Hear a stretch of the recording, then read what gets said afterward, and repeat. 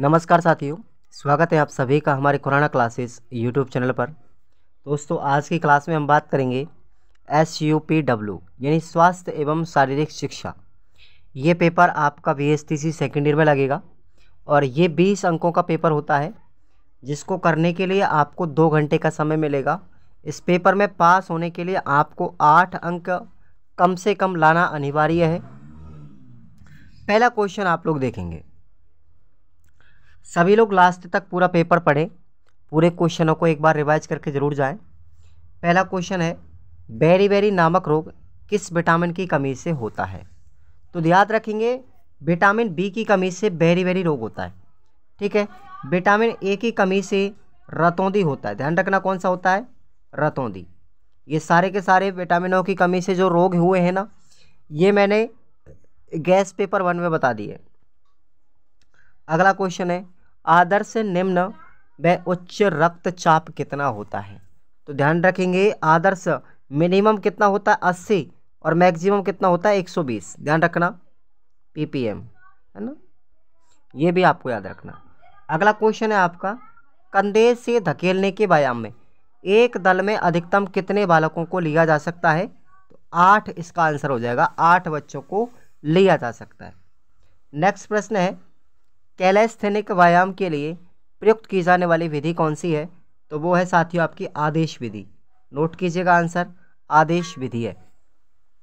Question 5वां है, संयुक्त राष्ट्र संघ के द्वारा घोषित योग दिवस कब मनाया जाता है? तो भाई योग दिवस, विश्व योग दिवस मनाया जाता है 21 जून को। ठीक है, याद रखना आप लोग, है ना। अगला क्वेश्चन है आपका, क्वाइस्क्यूअर जो रोग है हमारे शरीर में किस कमी के कारण होता है?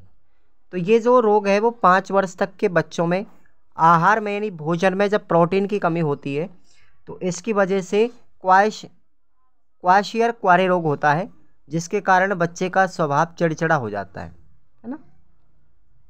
अगला है CPR का पूरा नाम। तो भैया CPR का पूरा नाम है कार्डियक पल्मोनरी रेसिटेशन, है ना, कार्डियक पल्मोनरी रेसिटेशन, याद रखेंगे।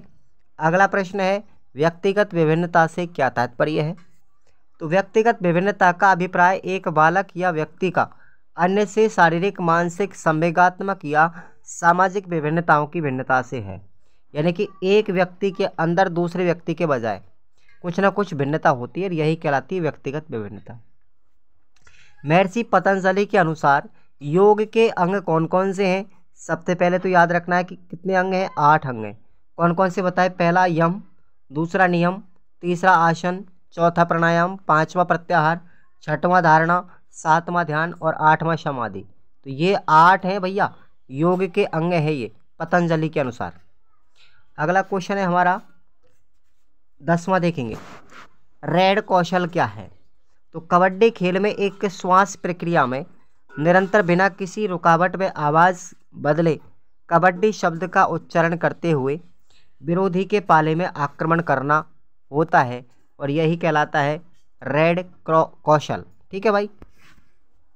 मुंह तथा दांतों की स्वच्छता क्यों आवश्यक है? ये 11वां क्वेश्चन है, दांत की और मुंह की सफाई क्यों जरूरी? भाई अपने स्वास्थ्य के लिए, अच्छे स्वास्थ्य के लिए आवश्यक है कि दांतों और मुंह की सफाई नियमित रूप से की जानी चाहिए।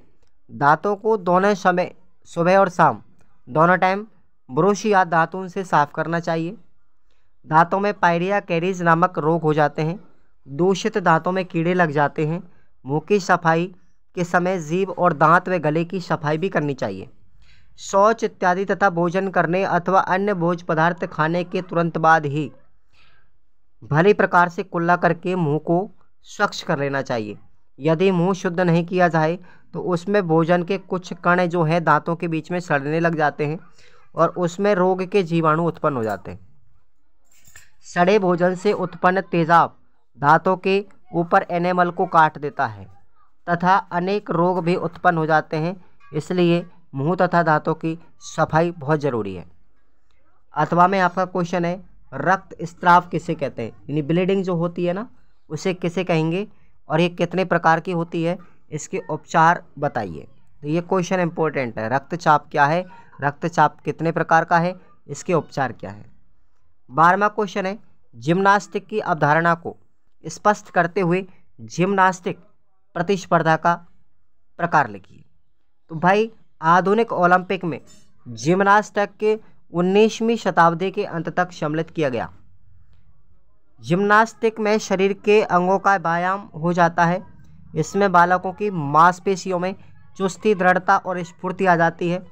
इसमें बालकों के शरीर में लचीलापन और संतुलन आ जाता है। इससे स्वास्थ्य के लिए शरीर के प्रत्येक अंग का व्यायाम हो जाता है और व्यायाम करके शरीर गतिशील हो जाता है। जिम्नास्टिक की सफलता शरीर के लचीलेपन पर आधारित है और जिम्नास्टिक को सभी खेलों की जननी भी कहा जाता है। अब जिम्नास्टिक के प्रकार देखिए। कलात्मक जिम्नास्टिक ये महिला और पुरुषों दोनों के लिए है। लयात्मक जिम्नास्टिक ये केवल महिलाओं के लिए है। एरोबिक्स जिम्नास्टिक ये महिला पुरुष दोनों को। एरोबैटिक्स जिम्नास्टिक ये महिला पुरुष दोनों को। और ट्रेपोलियन जिम्नास्टिक यह भी महिला पुरुष दोनों के लिए है। अगला 8वां में क्वेश्चन है आपका, गोला फेंक का परिचय देते हुए इसके नियमों को बताइए, है ना भाई।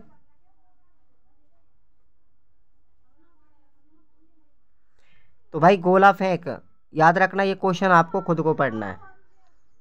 13वां क्वेश्चन है, धारणा क्या है, यह स्वास्थ्य के लिए किस प्रकार संबंधित है। तो धारणा का मतलब होता है कॉन्सेंट्रेट, एकाग्रता। धारणा ध्यान की पूर्व अवस्था है। इसमें ध्यान लगाने वाला ध्येय तथा ध्यान का अस्तित्व अलग अलग रहता है। ध्याता यानी जो ध्यान करने वाला है वो बार बार चित्र को एकाग्र करने का प्रयास करता है, परंतु मन एकाग्र नहीं हो पाता और मन की एकाग्रता का प्रयास करना ही धारणा है। इसका स्वास्थ्य से संबंध देखिए।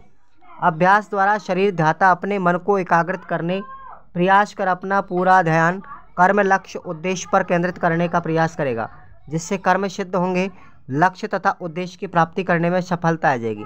व्यक्ति की आत्मसंतुष्टि उसे मानसिक सुख की अनुभूति भी कहलाती है। 8वां में आपका प्रश्न है साथियों, दोनों याद रखने हैं। योगासन करने से पूर्व या योगासन के दौरान बरती जाने वाली सावधानियां कौन कौन सी है। एक प्रश्न तो ये याद रखना है, ताड़ासन किस प्रकार किया जाता है, इसकी विधि का उल्लेख करते हुए ताड़ासन के लाभ आपको लिखने हैं, है ना भाई। अब आते हैं हमारे निबंधात्मक प्रश्नों पर। बाल उत्पीड़न किसे कहते हैं, इसके बचाव के उपाय। बाल उत्पीड़न एक ऐसी अवस्था है जिसमें बच्चे के शारीरिक तथा भावात्मक विकास पर गहरा प्रभाव पड़ता है, असर पड़ता है, जिसके फलस्वरूप बच्चों के स्वास्थ्य तथा शारीरिक विकास की गति पर भी विपरीत प्रभाव पड़ता है। बाल उत्पीड़न जो कई प्रकार के हो सकते हैं, जैसे शारीरिक, मानसिक प्रताड़ना, यौन शोषण, कुपोषण आदि।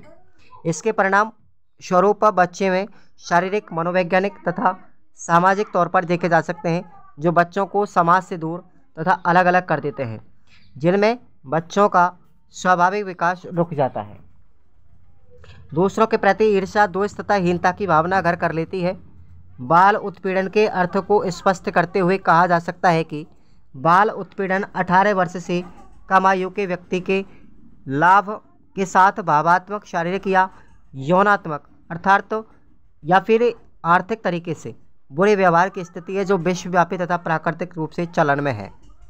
दूसरे शब्दों में कहें कि बाल उत्पीड़न बच्चे के विरुद्ध असामान्य व्यवहार की एक प्रक्रिया है। इसके उपाय देखेंगे आप लोग। सबसे पहले बाल उत्पीड़न से बचाव जागरूकता से किया जा सकता है। ऐसी समस्याओं के निदान के लिए अभिभावकों के प्रशिक्षण पर बल दिया जाना चाहिए। समय समय पर इस विषय के संबंध में सेमिनार आयोजित किए जाने चाहिए। पुलिस प्रशासन को भी इस समस्या के संबंध में जागरूक रह करके दोषियों को सजा देनी चाहिए। अब आपका 8वां में प्रश्न है, प्राथमिक उपचार पेटी या फर्स्ट एड बॉक्स जो होता है अपना, ठीक है, वो क्या है, इसमें कौन कौन सी सामग्रियाँ रखी जाती हैं, इसके बारे में बात करेंगे। अगला प्रश्न है 15वां, व्यायाम का वर्गीकरण कीजिए। व्यायाम कितने प्रकार का होता है, तो ध्यान रखना 2 भागों में व्यायाम को विभक्त किया गया है। एक तो है अपना अनौपचारिक व्यायाम, दूसरा है औपचारिक व्यायाम। अनौपचारिक व्यायाम कैसे होगा, इस प्रकार के व्यायाम में किसी भी नियम के पालन करने की आवश्यकता नहीं होती। बालक स्वतंत्रता पूर्वक सहज रूप से इसमें क्रियाएं करता है। इन शारीरिक क्रियाओं से शरीर में आंगिक कुशलता, स्फूर्ति, सक्रियता आदि कौशलों का विकास होता है।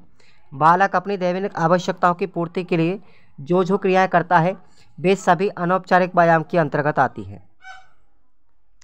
उसके बाद है औपचारिक व्यायाम, ये व्यक्तिगत सुनिश्चित तरीके से किए जाते हैं। इस तरह के व्यायाम के लिए नियम अवस्थाओं का चालन भी किया जाता है। वे व्यायाम जो किसी शिक्षक, नेता या संकेत के अनुसार किए जाते हैं। व्यायाम व्यक्तिगत और सामूहिक दो प्रकार का होता है। ये औपचारिक, या तो आप व्यक्तिगत किसी व्यक्ति के संकेत या आदि के माध्यम से अपनी शारीरिक क्रिया करेंगे, तो वो कौन सा है, व्यक्तिगत व्यायाम, ठीक है। और दूसरा है आपका सामूहिक, आप लोग किसी भी व्यक्ति, ठीक है, किसी भी समूह में किए जाने वाले व्यायाम को सामूहिक व्यायाम कहेंगे। इसमें शिक्षक या कोई कैप्टन आदेश देगा और आप लोग समूह में खड़े होंगे, तो सामूहिक रूप से आप लोग क्रिया करेंगे। जैसे कसरतें, मांसपेशी, लैप जिम, डंबल्स आदि, ये शरीर के अंग इससे क्रियाशील होंगे। इसमें समूह में कार्य करने की भावना भी विकसित होती है। 8वां में आपका प्रश्न है, व्यायाम क्या है? स्वास्थ्य का व्यायाम से क्या संबंध है, अर्थात वर्तमान जीवन में व्यायाम क्यों जरूरी है? दूसरा प्रश्न आपको 8वां में पढ़ना है, सीखने का अर्थ स्पष्ट करते हुए बताइए कि मानसिक स्वास्थ्य का सीखने पर क्या प्रभाव पड़ता है। तो दोनों ही इंपॉर्टेंट क्वेश्चन है साथियों, वेरी वेरी इंपॉर्टेंट है दोनों। ज़रूर पढ़ के जाना आप लोग अपनी सीरीज में से, निशान लगा लीजिए। Thank you so much.